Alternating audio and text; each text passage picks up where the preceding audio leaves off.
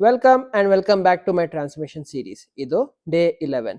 ಇವತ್ತು ನಾವು ಟ್ರೈನ್ ಮಾಡ್ತಿದ್ದೀವಿ ಚೆಸ್ಟ್ ಅಂಡ್ ಬ್ಯಾಕ್ಗೆ. ಬೆಳಗ್ಗೆ ಎದ್ದು ಬ್ರೇಕ್ಫಾಸ್ಟ್ನ ಮಾಡಿದೆ. ಬ್ರೇಕ್ಫಾಸ್ಟ್ಗೆ ಸ್ಕ್ರಾಂಬಲ್ಡ್ ಎಗ್ಸ್ ಮತ್ತು ಬನಾನಾನ ತಿಂದೆ. ತುಂಬ ಪೆಂಡಿಂಗ್ ಕೆಲಸ ಇತ್ತು, ಸೊ ಇವತ್ತು ಟೈಮ್ ತಗೊಂಡ್ಬಿಟ್ಟು ಈ ಕೆಲಸನೆಲ್ಲ ಮುಗಿಸಿದೆ. ಬಾಯ್ಲ್ಡ್ ಬೀನ್ಸ್ ತಿಂದು ತಿಂದು ಬೋರ್ ಆಗಿತ್ತು, ಸೊ ನಮ್ಮ ಊರ್ ಸ್ಟೈಲ್ ಬೀನ್ಸ್ನ ಮಾಡಿದೆ. ರೆಸಿಪಿ ಬೇಕಿದ್ರೆ ಕಮೆಂಟ್ ಹಾಕಿ, ನೀವು ಕೂಡ ಪ್ರಿಪೇರ್ ಮಾಡಿ, ಆದರೆ ತಿನ್ನಬೇಡಿ. ನಂತರ ಫಟ್ ಅಂತ ಲಂಚ್ನ ಪ್ರಿಪೇರ್ ಮಾಡಿ ಲಂಚ್ನ ಮುಗಿಸಿ ಜಿಮ್ ಕಡೆ ಹೊರಟೆ. ಜಿಮ್ಗೆ ಹೋಗುವಾಗ ಈ ಕ್ರೇಜಿ ಕಾರ್ನ ನೋಡಿದೆ. ಇದಂತೂ ನಮ್ಮ ಕರೋಡ್ಪತಿ ಫ್ರೆಂಡ್ದೇ ಅಂತ ಅನ್ಸ್ಕೊಂಡೆ.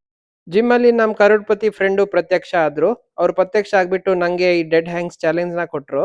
ನಾನಂತೂ ಅಟ್ಲೀಸ್ಟ್ 1.5 minutes ಮಾಡಿದೆ, ಬಟ್ ನಮ್ಮ ಕರೋಡ್ಪತಿ ಫ್ರೆಂಡ್ಗೆ 1 minute ನಿಲ್ಲಕ್ ಆಗಿಲ್ಲ.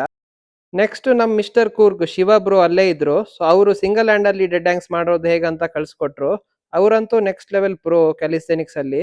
ನಾವು ಈಗ ಅವ್ರನ್ನ ನೋಡ್ಬಿಟ್ಟು ಸ್ವಲ್ಪ ಕಲಿತಾ ಇದ್ದೀವಿ. ಬಾಡಿಗಂತೂ ಫುಲ್ ವಾರ್ಮ್ ಅಪ್ ಆಯ್ತು. ಅದ ನಂತರ ನಾನು ವರ್ಕೌಟ್ ನ ಸ್ಟಾರ್ಟ್ ಮಾಡಿದೆ. ಇವತ್ತು ನಾನು ಟ್ರೈನ್ ಮಾಡಿದ್ದು ಚೆಸ್ಟ್ ಮತ್ತೆ ಬ್ಯಾಕ್ಗೆ. ಇವತ್ತು ಚೆಸ್ಟ್ಗೆ 4 ವೇರಿಯೇಷನ್ ಮಾಡಿದೆ ಅಂಡ್ ಬ್ಯಾಕ್ಗೆ 3 ವೇರಿಯೇಷನ್ ಮಾಡಿದೆ.